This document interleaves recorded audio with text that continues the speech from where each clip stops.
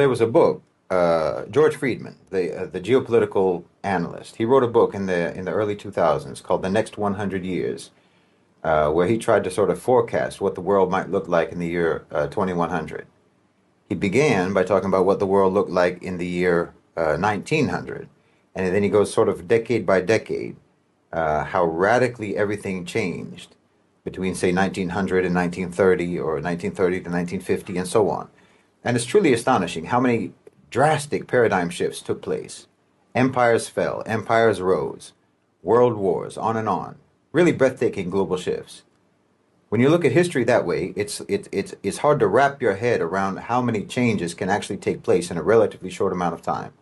Basically, within one person's lifetime, everything can change. You know, in 1900, like he says in his book, London was the center of the world. There was no communism, no Soviet Union. There was the Ottoman Empire, the Austro-Hungarian Empire, and so on.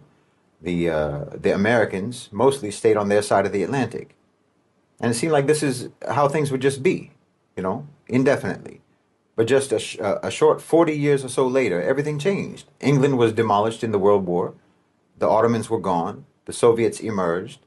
Germany took over France, on and on. Really radical, unthinkable changes. Then if you go ahead a few more decades to the 1980s, again, it seems like a completely different world.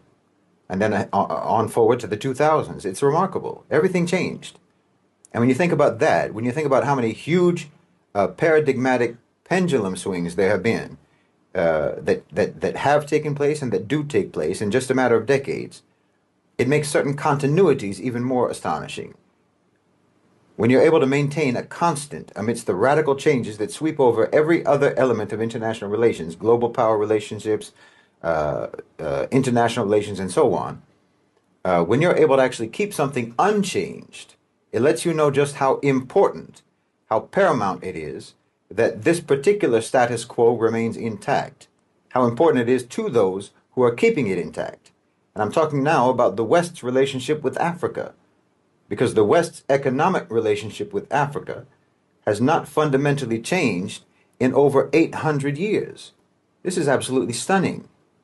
If the drastic and rapid changes that can occur and have occurred within the West over just 1 or 2 decades, if that's breathtaking, well, what about the fact that nothing has changed between the West and Africa in basically a millennium? I mean, the relationship was ruthlessly extractive 800 years ago, and it's ruthlessly extractive now.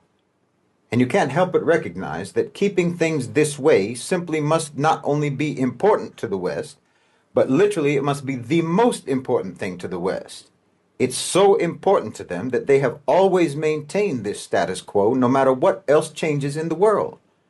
Wallahi, they're dedicated to the subjugation and the exploitation of Africa more than they're dedicated to anything else. Everything else is allowed to change except for this. This must never change.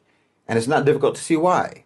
I mean, it's the subjugation and the exploitation of Africa that has enabled the West to impersonate a superior civilization. It's like a con man, you know, a drifter who tries to convince people that he's some sort of an aristocrat or a monarch or something. Well, he needs to have some kind of a display of a monarch's wealth in order to be convincing. And that's been the whole basis for what the West claims about itself being superior. The whole basis has always been that they're materially successful. So, okay, today you have iPhones and technology, you have a high standard of living and so forth. So that means that you must be better. You must be more intelligent. You must be more evolved. You must be more civilized, more advanced than the rest of us. I mean, look how nice their places are. See how much better their stuff is. Well, this is all reliant upon the vicious pillage and plunder of Africa. Without this subjugation, without this exploitation of Africa, Europe and the West would be nothing but crude, emaciated serfs, barely producing enough to survive. Their wealth was primarily derived from theft and plunder, from piracy and slavery, from mass murder and crime. This is just a historical reality. Because of the subjugation of Africa, first through chattel slavery, the extraction of Africa's human resources, and now through the extraction of natural resources, the West has been able to maintain this artificial, unearned status as a so-called civilization, keeping Africa subject, subordinate, suppressed, and impoverished is an existential need for the West.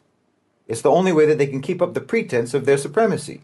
Because again, the pretense of their supremacy has never been based upon any actual advancement, any actual sophistication, any actual moral or intellectual development. It has always been based on the violent accumulation of wealth and resources, upon brute power, deceit, and conniving. And Africa, the subjugation of Africa, is the most vital necessity for keeping this con going.